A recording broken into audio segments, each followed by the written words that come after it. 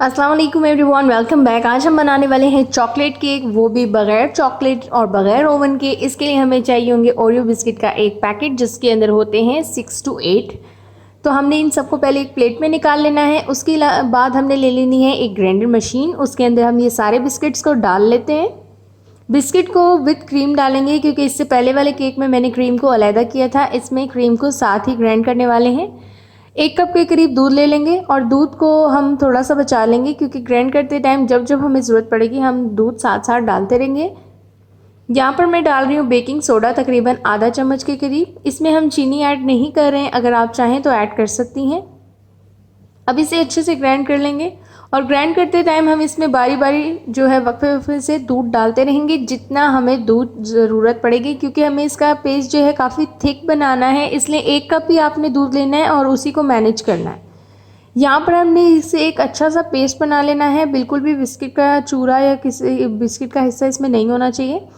उसके बाद आपने बेकिंग बाउल ले लेना है। ये 1 पाउंड के करीब का बाउल है। आप क्योंकि एक पैकेट से बना रहे हैं तो उसके लिए आपको इतना छोटा ही बाउल चाहिए होगा।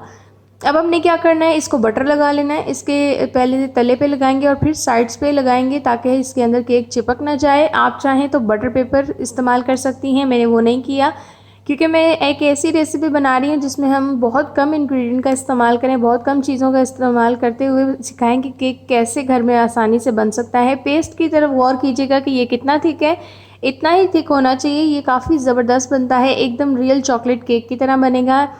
थोड़ा सा टेस्ट के लिए डाल लेते हैं कैडबरी चॉकलेट्स। ये ऑप्शनल है, आप चाहें तो डालें, अगर आप नहीं भी डालते तो कोई बात नहीं। ये जस्ट मैंने एक नॉर्मल टेस्ट के लिए डाल दी हैं, मेरे पास रखी हुई थी। अगर आपके पास नहीं है तो कोई बात नहीं। ये इस तरह भी बहुत ही मज़ेदार बनेगा बग़ैर इनके। अब आपने क्या करना है, चम्मच की मदद से इसको इक्वल कर लेना है। इक्वल हम इसलिए करेंगे क्योंकि बेकिंग टाइम पे इसमें किसी भी किस्म की बबल वगैरह या कुछ भी होना नहीं चाहिए।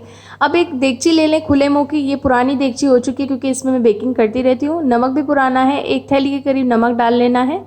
अब हमने क्या करना है, इस देगची को मीडियम फ्लेम पे गर्म करेंगे जब तक कि ये नमक अच्छे से गर्म नहीं हो जाता। लेकिन उससे पहले इसमें डाल लेते हैं एक छन्नी जिसके ऊपर हमने बेकिंग पैन रखना है अपना।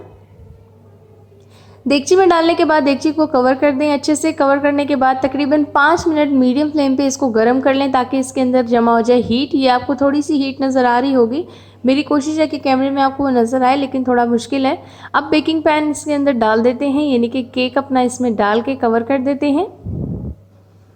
कवर करके मज़ीद हमने इसको मीडियम फ्लेम पे 45 मिनट्स तक बेक करना है। अगर आपका केक कम है तो आप बारी बारी चेक कर सकते हैं। मेरा 45 मिनट में ही केक तैयार हो चुका है। ये बहुत ही ज़बरदस्त बना है, निकाल के और आपको गार्निशिंग करके दिखाऊंगी कि ये कितना ज़बरदस्त लग रहा है। अब ये केक है, अब आप चाहें तो इस पर चॉकलेट लगाएं या चीनी लगाएं या किसी भी किस्म की कोई भी चीज़ लगा सकते हैं। मैंने लगा दी है डेयरी मिल्क, वो भी इस पर क्रश करके।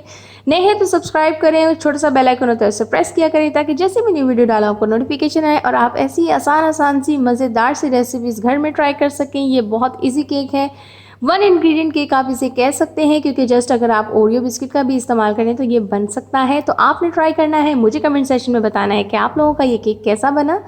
वीडियो पसंद आने पर लाइक ज़रूर करें और कमेंट में मुझे बताएं कि आपको मेरी रेसिपी कैसी लगी। Thanks for watching. अल्लाह हाफिज़।